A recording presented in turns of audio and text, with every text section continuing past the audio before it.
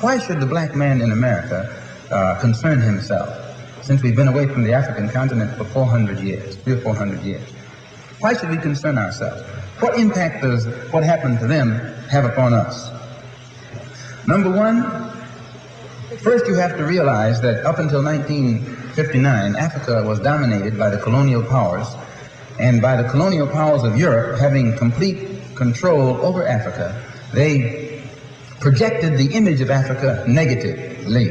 They projected Africa always in a negative light.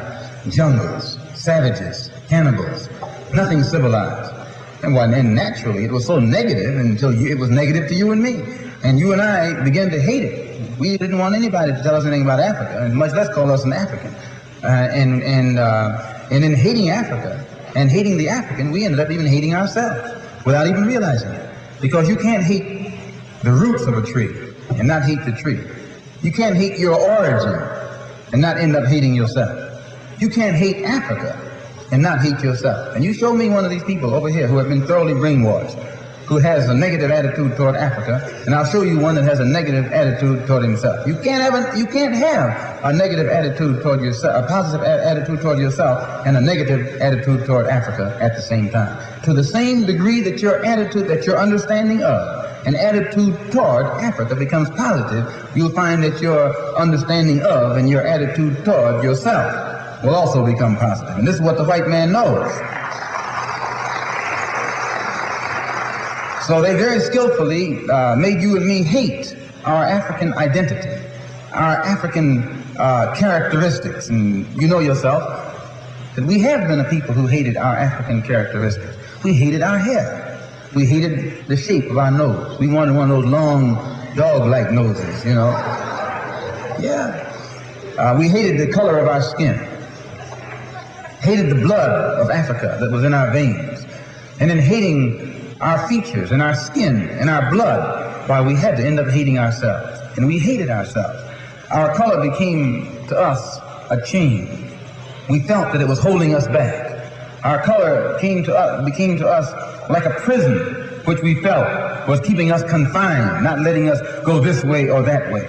And we felt that all of these restrictions were based solely upon our color, and the psychological reaction to that would have to be that as long as we felt imprisoned or chained or trapped by black skin, black features, and black blood, that skin and those features and that blood that was holding us back automatically had to become hateful to us.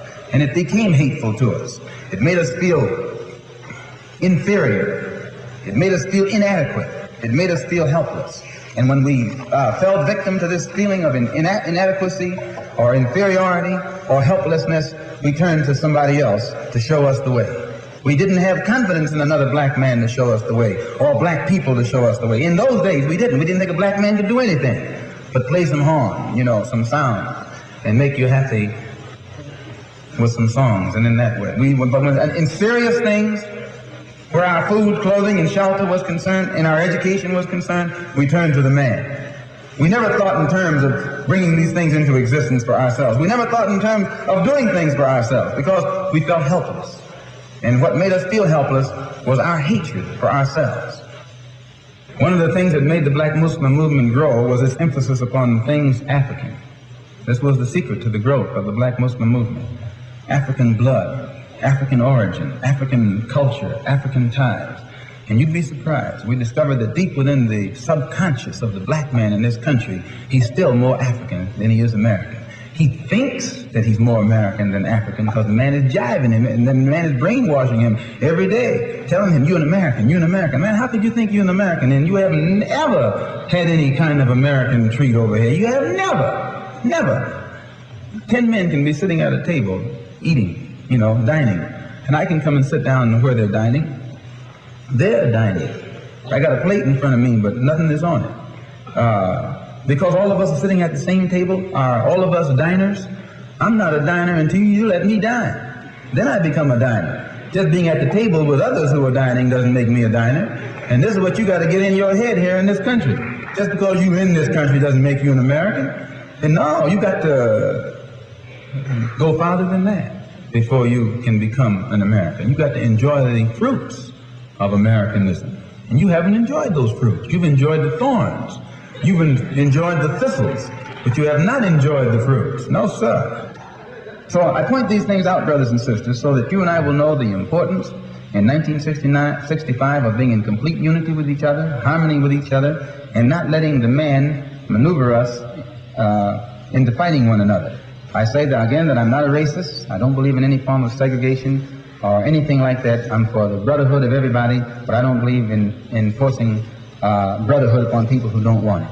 As long as we practice brotherhood among ourselves, and then others who want to practice brotherhood with us, we practice it with them also. We're for that. But I don't think that we should run around trying to love somebody who doesn't love us.